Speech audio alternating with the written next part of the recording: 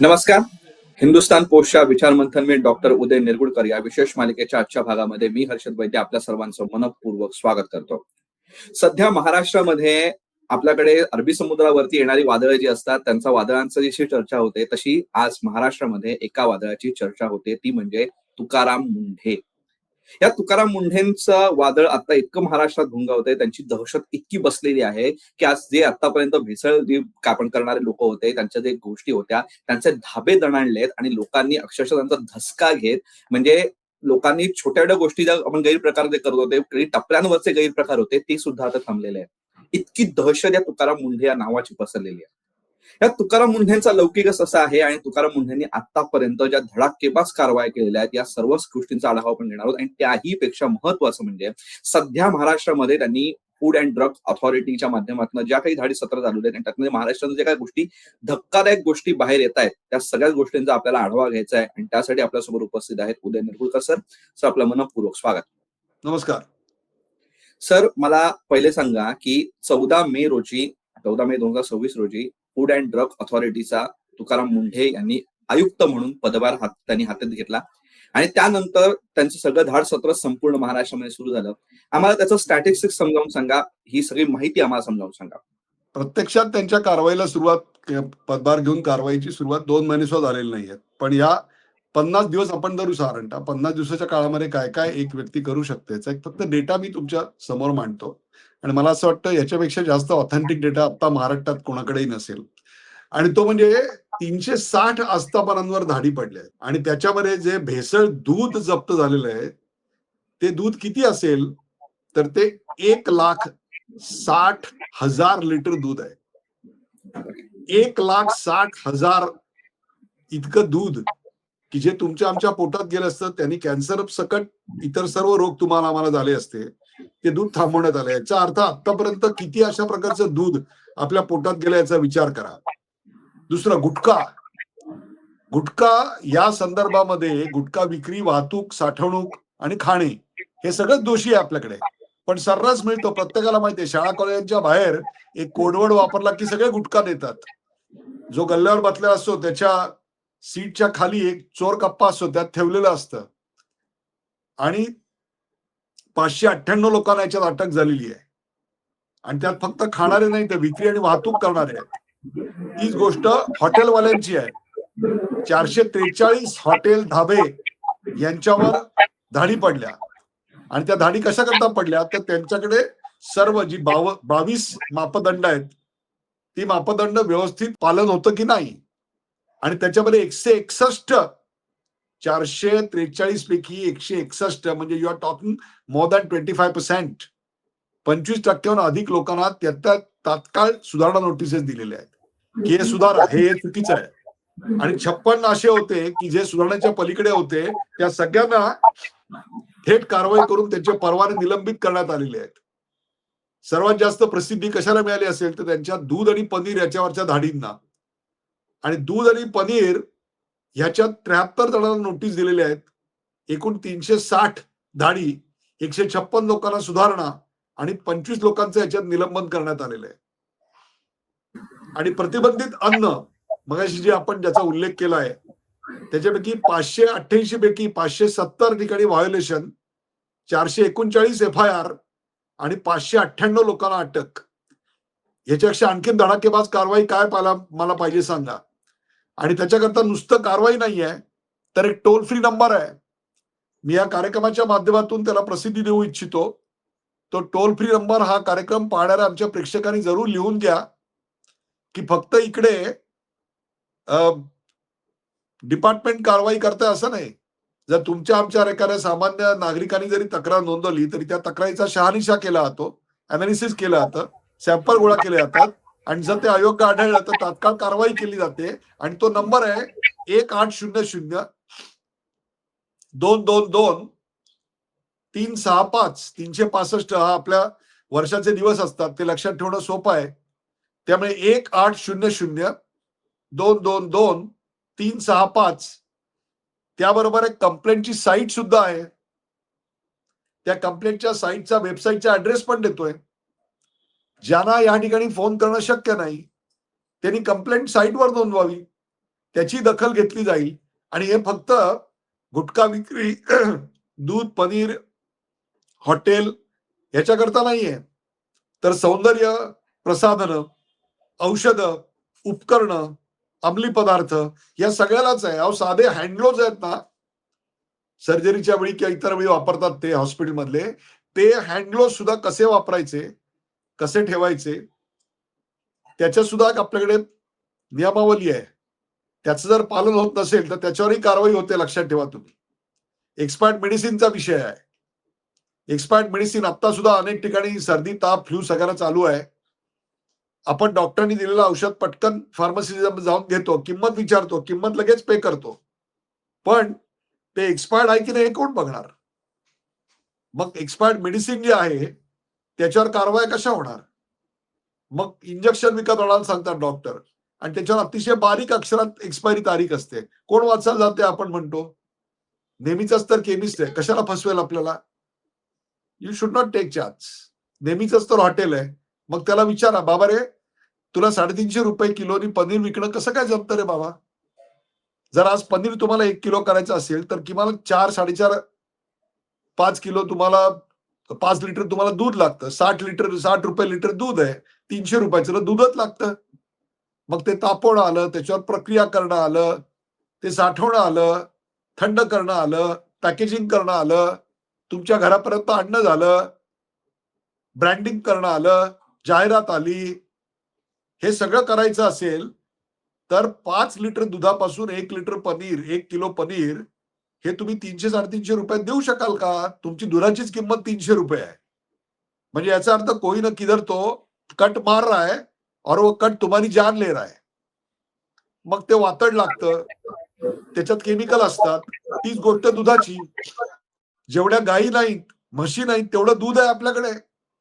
मग ते युरिया टाकलेलं आहे, डिटर्जंट टाकलेले आहेत, साबू टाकलेला आहे, आणि मग ते 10 लिटर अशा प्रकारचं केमिकल युक्त दूध आणि 10 लिटर चांगलं गाईचं काढलेलं दूध, मग ते दोन्ही मिक्स केलं जातं की लक्षात येऊ नये याच्याकरता.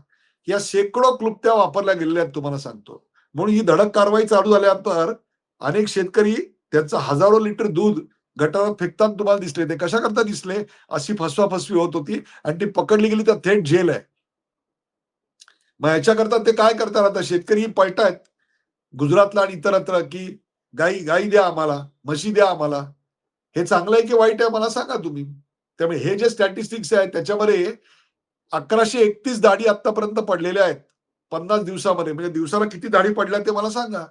आणि आता टोल फ्री नंबर आपल्यासारख्या पॉप्युलर कार्यक्रमाच्या माध्यमातून दिल्यानंतर आणखी किती कंप्लेंट रजिस्टर होतील याचा विचार करा. पण हे व्हायला नको का? तर हे निश्चित व्हायला पाहिजे, कारण याचा संबंध तुमच्या आमच्या आरोग्याशी, आयुष्याशी, भवितव्याशी, वर्तमानाशी आहे, लहान मुलांच्या जीवाशी आहे. म्हणून याच्यावर कारवाई व्हायलाच पाहिजे. सर, तुम्ही आता हे सगळं धाड सत्रच तुम्ही समजावून सांगितलं. अवघ्या 50 दिवसांमध्ये 1100च्या घरात एखादा माणूस धाड टाकतोय आणि त्याच्यामधनं इतके गैरप्रकार बाहेर येत आहेत, ही गोष्ट आहेच. परंतु तुकाराम मुंढे हे जे नाव आता सगळे चर्चेलं जात आहे, त्यांचा इतिहास पण तसा प्रकारे वादग्रस्तच आहे. म्हणजे नवी मुंबईला आयुक्त असताना नवी मुंबईच्या सगळ्या नगरसेवकांनी, सगळ्या विरोधी पक्ष सत्ताधारी एकत्र येऊन त्यांच्या विरोधात ठराव केला होता त्यांना बाहेर काढण्यासाठी. हे सगळे गोष्टी आहेत. म्हणजे ठाण्यात आपण ठाण्यामध्ये राहता, तर ठाण्याचे एक चंद्रशेखर नावाचे एक आयुक्त होते, त्यांच्या विरोधात सुद्धा अशाच गोष्टी झाल्या होत्या. त्यांची आठवण व्हावी अशीच तुकाराम मुंढेंची इमेज आहे. तुकाराम मुंढे हे कायमच वादग्रस्त का राहिलेले आहेत आणि राजकारण्यांपासून का बनवे, राजकारण्यांना नकोस आहे आणि लोकांना हवेच आहे, अशा पद्धतीची त्यांची इमेज काय? तुकाराम मुंढे जिकडे गेले तिकडे सर्वत्र वादग्रस्त ठरले. मग ते नाशिकला ठरले, नागपूरला ठरले, नवी मुंबईत ठरले, सेल्स टॅक्सला ठरले, पिंपरी चिंचवड PMPL ला काय तिकडे MSRDC तिकडे गेले होते तिकडे ठरले. त्याला दोन्ही गोष्टी आहेत तुम्हाला मी सांगतो. पहिली गोष्ट म्हणजे अशा प्रकारे सचोटीनं, प्रामाणिकपणे, धडाकेबाजपणे काम करणारे ते एकटे आहेत का? तर अजिबात नाही. असा जर भ्रम कोणाचा असेल की प्रामाणिकपणाचा मक्ता फक्त मला एकट्याला दिलेला आहे, तर तसं नाहीये तुम्हाला सांगतो. आज महाराष्ट्राच्या शासनामध्ये अनेक अधिकारी आहेत. विकास खरगे आहेत, अश्विनी भिडे आहेत, श्रीकर परदेशी आहेत, मिलिंद म्हैसकर आहेत. तुम्हाला किती आताही वानगी दाखल 1-2-4 नावं सांगतोय. माझ्याकडे तर अशी 30-40 अधिकाऱ्यांची यादी आहे की जे खरोखरच उत्तम अधिकारी आहेत, निस्पृह अधिकारी आहेत. त्यांनी महाराष्ट्राला, प्रशासनाला एक दिशा दिली, एक क्रेडिबिलिटी दिली, एक ग्राव्हिटास दिलेला आहे. त्यांना प्रसिद्धी मिळाली का? नाही मिळाली प्रसिद्धी. मुंड्यांच्या आधी हे खातं नव्हतं का? तर मुंड्यांच्या आधी सुद्धा हे खातं होतं. प्रत्येकालाच यश मिळतं असं नाही. काही जणांना ती लॉबी जी आहे ती तोडणं जमतं. काही जणांना नाही जमत. काही जणांना वेळ लागतो. दुसरी गोष्ट अशी आहे, की प्रत्येकाला प्रसिद्धी मिळते का? तर नाही मिळत. असंच चांगलं काम आमचे महेश झगडे करत होते याच खात्यामध्ये. त्यांना माफक प्रसिद्धी मिळाली. त्यांना मुंड्यांसारखं स्टारडम नाही मिळाला. आज वर्तमानपत्रामध्ये सकाळी वर्तमानपत्र उघडलं आणि फ्रंट पेजवर तुकाराम मुंडेच्या दाढीची बातमी नसेल, तर आपण मागच्या वर्षीचा पेपर बघतो की काय असं आपल्याला वाटायला लागतं त्याच तारखेचा. इतकी आपल्याला ती सवय झाली की पेपर उघडला म्हणजे काही ना काहीतरी धाड कुठेतरी पडली असली पाहिजे. याचं कारण मुंडे फक्त छोट्या दुकानांवर किंवा हॉटेल्सवर धाड टाकत नाहीयेत. रोड साईड व्हेंडर्सवर धाड टाकत नाहीत, तर ते मोठ्या-मोठ्या रेस्टॉरंट्सवर पण टाकतायत. आईस्क्रीम पार्लर्सवर पण टाकतायत. ते का आहे? तर कायद्यासमोर सगळे समान आहेत. तुम्ही जर कायदा हातात घेतला, धाब्यावर बसवलात, तर मग तुम्ही कोणीही असा. त्याला काय फरक पडतोय? आणि हे जर त्यांनी करायचं नसेल, तर मग कोणी करायचं त्यांची यादी एकदा प्रसिद्ध करावा. ज्या नगरसेवकांचा, खासदारांचा, आमदारांचा, मंत्र्यांचा याला विरोध आहे, त्यांनी हे कार्य स्वतःच्या शिरावर घेऊन दाखवावं मला. पण हे कार्य व्हायला नको असं कोणी म्हणतंय का मला सांगा? कारण याचा संबंध हे दूध आमचे मंत्री पण हेच दूध पिणार आहेत. त्यांच्याकडे काही लगेच गाईची आचळ आणि यांचं तोंड असं नाहीये ना. त्यांनाही हेच दूध प्यायचंय. मग ते शुद्ध असावं, गाईचा चारा शुद्ध असावा, ह्याच्याकरता जर कोणी आग्रही असेल, तर त्याचं काय चुकलं मला सांगा? याचा अर्थ मुंड्यांच्या याच्या आधीच्या अ, सगळ्या बदल्या ज्या काही घडल्या 21 वर्षात त्यांनी 25चा रेकॉर्ड सचिन तेंडुलकर आणि आता मला वाटतं वैभव सूर्यवंशी आणि यांचा रेकॉर्डच आहे असा, की जास्त कोण करतंय. मी त्याच्यात जात नाही आता तुम्हाला सांगतो. I will not go into history. प्रत्येक माणूस आहे. माणसामध्ये काही दोष असतील, काही गुण असतील.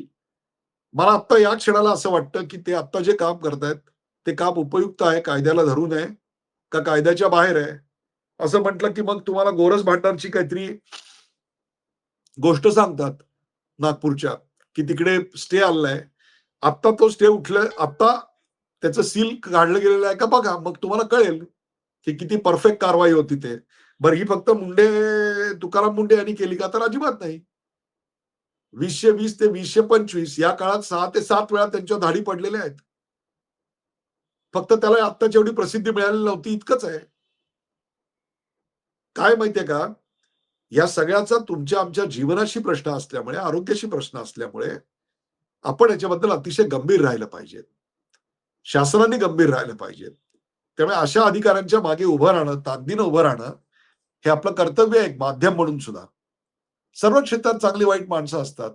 पण म्हणून चांगल्या माणसांच्या मागे आपण उभं राहायचं नाही असा जर निर्णय घेतला, तर मला असं वाटतं की त्यांचं खच्चीकरण होईल एक प्रकारे. मला आता हे तुम्ही आता जो शेवटचा मुद्दा मांडला, की एखादा चांगला अधिकारी आणि चांगलं काही करू पाहणाऱ्या अधिकाऱ्याच्या मागे उभं राहणं पाहिजे, राजकारण्यांनी सुद्धा, लोकांनी सुद्धा. परंतु मला त्याच्या आधी जे सगळं आता ज्या कारवाया सुरू आहेत त्याच्याकडे यायचं आहे. मुळात अन्न पदार्थ आणि आपण जे खातोय त्याच्यामध्ये होणारी भेसळ आणि दुसरं म्हणजे औषधांच्या मध्ये होणारी भेसळ. ही 2 रॅकेट संपूर्ण महाराष्ट्रामध्ये पसरलेली आहेत आणि कोणाला माहिती नाही अशातला भाग नाही. मला हे दोन्ही रॅकेट्स बद्दल स्वतंत्रपणे सांगा. पहिले अन्न पदार्थांच्या मधलं भेसळीचं रॅकेट कशा पद्धतीने चालू होतं ते आम्हाला समजावून सांगा. आणि दुसरं म्हणजे औषधांचं रॅकेट. या दोन्ही रॅकेट्सच्या बद्दल आम्हाला संपूर्ण सविस्तर माहिती सांगा. स्वस्त देणे, जास्त प्रॉफिट कमवणे. याच्याकरता कटिंग कॉर्नर चालू होतं. पदार्थाला चव येणे याच्याकरता त्याच्यात ज्या गोष्टींवर बंदी आलेली आहे, ते त्याच्यात टाकले जातात. तिसरी गोष्ट तो पदार्थ आकर्षक दिसायला पाहिजे. तुम्ही घरी आपल्या पालक सूप करून बघा. तुम्ही घरी टोमॅटो सूप किंवा गाजराचं सूप करून बघा. त्याचा रंग आणि बाहेरच्या हॉटेलमधल्याचा रंग याच्यात फरक असतो. मग त्याला विचारा हे काय? तो नाही हमारे अच्छा बनता है. मग आम्ही काय घरी वाईट बनवतो का? हां? आम्ही काय असं सांगतो, "अरे व्हाईट गाजरं दे मला, व्हाईट बीट दे," असं सांगतो का आपण? त्याच्यात रंग घालतात ते आणि ते रंग घातक असतात. They are cancerous. मग तशा प्रकारची गोष्ट आपल्या घरी असली पाहिजे असा आमचा आग्रह असतो. आणि मग ते एक्सपायर्ड रंग आपल्याला मिळतात. आणि ते त्यात 1 थेंब, 2 थेंब दॅट कॅन कॉज कॅन्सर. असं प्रत्येक गोष्टीत आहे तुम्हाला सांगतो. पदार्थ हा सजावटीसाठी आहे, असा एक समज आमच्याकडे झालेला आहे.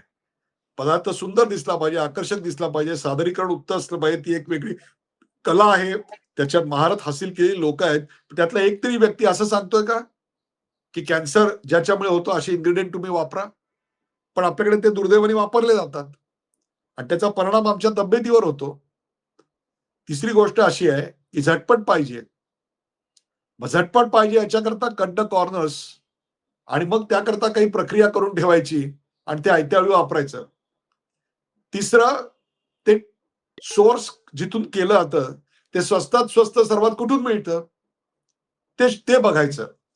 मग ते स्वस्तात काय दर्जाचं मिळतं, त्याची साठवणुकीची काय व्यवस्था आहे, नीट साठवलेलं आहे की नाही हे सगळं कोण बघणार? मग ह्या सगळ्याला एक काही कॉस्ट असते. ती कॉस्ट आम्हाला द्यायची नाही ग्राहक म्हणून आणि त्यात त्यांना हॉटेलवाल्यांना जास्त प्रॉफिट कमवायचं आहे. ते आहे. तीच गोष्ट औषधांची आहे. एक्सपायर्ड मेडिसिन हा एक भाग झाला. दुसरी गोष्ट म्हणजे अत्यंत सर्वात महत्वाची की चांगल्या स्टँडर्डाइज अशा गोष्ट अशा अशा औषधं आपण घेणं गरजेचं असतं. परंतु आपण आपल्या अकलेनी काही औषधं घ्यायला जातो की जी औषधं आपल्याकडे बॅड आहेत, बॅड, परंतु ती चोरून आपल्याकडे विकली जातात. आपल्या डोक्यात तेच बसलेलं असतं आणि त्याचे परिणाम भीषण होतात तुम्हाला सांगतो आपल्यावर.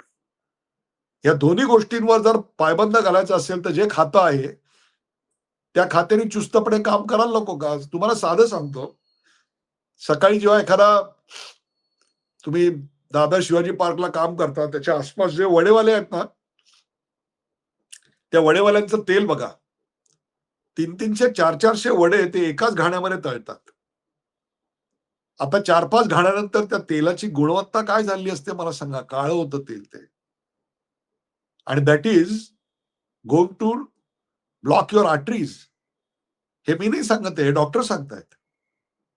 मग अशा प्रकारे आपल्यावर ते थोपलं जातं आणि आपल्याला काहीतरी चटपटीत हवं असतं.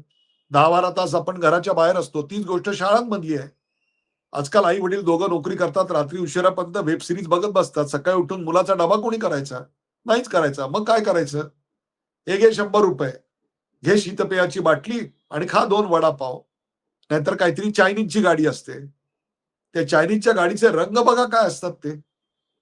आणि या व्यतिरिक्त बँड आयटम आहेत आपल्याकडे. प्रत्येक शाळेच्या बाहेर थर्रा विकला जातो. तो थर्रा ही गोष्ट इथे माहिती नसेल लोकांना. खर्रा, खर्रा. तो खर्रा कुठे असतो? तो तुम्हाला अख्ख्या विदर्भामध्ये बघायला मिळतो. माणूस जवळून गेला 1 किलोमीटरवरून तरी नाकाला वास येतो घाणेरडा. पण त्याची एक नशा असते. ती किक बसते. ती किक अनेकांना हवी असते. पण किक फार काळ बसत नाही. याचं कारण नंतर किक लागायला तुम्हीच वरती किक लागून वरती गेलेले असता. ही वस्तुस्थिती आहे. हे सगळं कळतं पण वळत नाही. मग अशा वेळेला कोणीतरी हे वळवणारं तुम्हाला पाहिजे असतं की नाही? हे अशा प्रकारे सगळे भ्रष्टाचार होत असतात कारण याच्यात पैसे आहेत. म्हणून या डिपार्टमेंटचं काम करणं हे अत्यंत महत्वाचं आहे. ते तुमच्या आरोग्याशी आहे आणि सर्वात शेवटचं आणि महत्वाचं म्हणजे अंमली पदार्थ. सर्रास आपल्याकडे गांजा, चरस विकलं जातं. त्याच्या गोळ्या मिळतात. त्याची कोडवर्ड आहेत. बटन म्हणजे काय? अमुक म्हणजे काय? ग्रास म्हणजे काय? आणि शाळांच्या बाहेर मुलांना हे दिलं जातं. आम्हाला उडता पंजाब सारखा उडता महाराष्ट्र करायचा आहे का? आणि हे सगळं येतं कुठून? महाराष्ट्राच्या बाहेर जिथे याच्यावर बंदी नाही तिथून येतं. खरं तर महाराष्ट्राने बाजूच्या 4ही राज्यांना तिथे पण अशा प्रकारची गुटखा आणि याची बंदी करण्याकरता भाग पाडलं पाहिजे. सगळीकडे भारतीय जनता पक्षाची सरकार आहेत. गुजरातमध्ये आहे, राजस्थानमध्ये आहे, मध्य प्रदेशमध्ये आहे. मग या ठिकाणी बंदी घालायला काय हरकत आहे? रेव्हेन्यूचा loss is not to be seen for health gain. Health gain is more important. आता याच्यामध्ये आपण एक मुद्दा मगापासून चर्चेला करतोय की कुठलाही असा सक्षम अधिकारी जो कायद्यावरती बोट ठेवून जे नियमात आहेत ते आणि तेच अशा पद्धतीची सगळी नियमावली त्याचा अदवी कार्यपद्धती वापरायला लागतो, राबवायला लागतो, तर साधारणतः राजकारण्यांकडनं त्याला विरोध होतो. मग आता तुकाराम मुंढेंना ज्या विरोध होतात फारसा दिसत नाहीये. मग आज असं समजायचं का की इतकी दिवस जे राजकारणी त्यांच्या विरोधात होते आज तेच स्वतःचं जीवन वाचवण्यासाठी त्यांच्या बाजूने उभे राहत आहेत, असं काही चित्र महाराष्ट्रात तयार झालंय का? आपल्याला काय वाटतं? त्यांच्या विरोधात नाही आहेत असं मी काही म्हणणार नाही, कारण विधान परिषदेमध्ये एका सरस त्यांनी 250 कोटीची सुपारी त्यांच्या बदलीची आलेली आहे वगैरे असं काय काय मी काही व्हेरीफाय केलं नाही आणि त्यांचं वक्तव्य मी काही फार या आधी देखील काही सिरियसली घेतलेलं नाहीये. त्यामुळे या वक्तव्याला किती सिरियसली घ्यायचा हा देखील एक मुद्दा आहे. पण अशा अधिकाऱ्यांच्या मागे जर आपण उभे राहणार नसू तर कोणाच्या अधिकाऱ्यांच्या मागे आपण उभे राहणार हे तरी महाराष्ट्राला कळू द्या. त्यामुळे अशा प्रकारची कारवाई करणारे हेच नाहीत, आता इतर अनेक लोक आहेत की they have the guts to say no, आणि no is no, and no is absolutely no. त्यांच्या मागे उभं राहायलाच पाहिजे, मीडियानी पण उभं राहायला पाहिजे. लक्षात ठेवा, सगळे मोह टाळून सगळा त्याग करायला तयार असलेले पत्रकार आहेतच की, अन्यथा राजकारण्यांचे PR एजंट म्हणून काम करणारी लोक अंडर कव्हर एजंट्स आहेत की आपल्याकडे. हमजा अली मजारी काय कमी आहेत? म्हणणार उपसंपादक आणि दिवसभर काम काय करणार तर कोणाच तरी सोशल मीडिया चालवणार. आणि त्या मंत्र्याबद्दल किंवा त्या आमदारा खासदाराबद्दल सर्वत्र चांगलं बोललं जाईल याच्याकरता त्यांच्याविषयीच्या चांगल्या गोष्टी प्रसारित करायचा प्रयत्न करत असणार. असे अंडर कव्हर एजंट सगळीकडे असतात. अशा वेळेला शुद्धता बाळगणारे जे काही 2-4 आहेत त्यांच्या मागे उभं राहायला नको. म्हणून आपल्या प्रेक्षकांना मला धन्यवाद द्यायचा आहे की ते आपल्या मागे उभे राहिलेले आहेत. तसंच मुंड्यांचं आहे. यापूर्वी ते वादग्रस्त होते ना, पण तेव्हा सुद्धा वैयक्तिक लाभाच्या संदर्भात त्यांच्यावर काही कॉमेंट झालेली नाही. त्यांचं पटलं नाही ही कॉमेंट आहे. आता हा 2 स्वभावांचा क्लास असू शकतो. करेक्ट. काही वैयक्तिक हितसंबंध तिथे दुखावले जाऊ शकतात. काही आणखी अशा गोष्टी असतात, पण तेच आपण उघडत बसणार का? माझं मत आहे, आत्ता ते योग्य काम करतायत, कायद्याला धरून करतायत की नाही, ते जर करत असतील तर त्यांच्या मागे आपण उभं राहायला पाहिजे. सर, माझा तुम्हाला या मुलाखतीत शेवटचाच प्रश्न की तुकाराम मुंढेंसारखा जो आयुक्त आहे, जो अधिकारी आहे, जो सगळं आता एक धडाकेबाज महाराष्ट्रामध्ये कारवाई करतोय आणि त्यातनं त्यांनी बरीच रॅकेट सध्या त्यांचा पर्दाफाश करून ती रॅकेट तोडून टाकले, तोडफोड करून टाकले आणि त्यांच्यामधनं सगळ्या लोकांना अटक सत्र वगैरे सगळं सुरू झालंय, कारवाई पण सुरू झाल्या. पण तुकाराम मुंढे हे आपला संपूर्ण कार्यकाळ पूर्ण करतील का? आणि त्यांचा कार्यकाळ संपल्यानंतर महाराष्ट्र कसा असेल आपल्याला काय वाटतं? कार्यकाळ पूर्ण करतील का किंवा नाही ही शासनाच्या अखत्यारीतली बाब आहे. मला तर वाटतं कार्यकाळ पूर्ण करतील, त्याविषयी माझ्या मनामध्ये काही शंका नाही. दुसरी एक महत्वाची गोष्ट, आतापर्यंत त्यांनी ह्या ज्या सगळ्या कारवाया मगाशी मीच आकडेवारी दिली, पण this is not even tip of the iceberg. पुन्हा एकदा सांगतो, हे हिमनगाचं एक छोटस टोक आहे. इतका प्रचंड खाली आपल्याकडे या खात्याच्या मार्फत तुम्हाला गोष्टी उघड करता येणार आहेत. केवळ एखाद्या हॉटेलचं ब्रँड मोठा म्हणून त्याचं किचन उत्तम असेल असं समजू नका. एवढंच काय, जे अन्न शिजवतात ना त्यांची हेल्थ कशी असावी, त्यांची नियमित तपासणी काय व्हायला पाहिजे, ह्याच्याविषयीचे मापदंड आहेत आपल्याकडे. त्यांना कम्युनिकेबल म्हणजे त्वचेचे रोग असता कामा नयेत. त्यांना श्वासाने येणारे रोग त्याच्यामध्ये असायला नकोत. अशा प्रकारच्या अनेक गाईडलाईन्स आहेत तुम्हाला सांगतो. But this is only scratching the surface. जर खरवडून एवढं बाहेर येत असेल तर खणून केवढं येईल मला सांगा. अजून तर उत्खनन करणं बाकी आहे. ट्रेलर भी नहीं हुआ दोस्त, पिक्चर अभी बाकी आहे. सर, आज तुम्ही मला वेळ देऊन आज एका आपण सक्षम अधिकाऱ्याच्या सक्षम कारवायांबद्दल आपण बोलतोय आणि त्यातून महाराष्ट्राचं खरंच चित्र पलटणार आहे आणि ते सगळ्यांची गरज आहे, सगळ्या लोकांची गरज आहे हे आपल्याला आज समजतंय.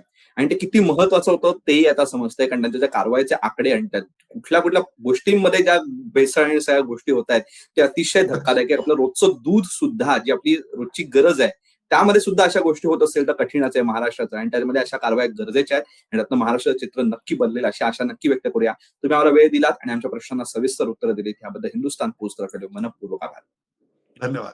तर आज आपण एका सक्षम अधिकाऱ्याच्या सक्षम कारवायांबद्दल बोललो.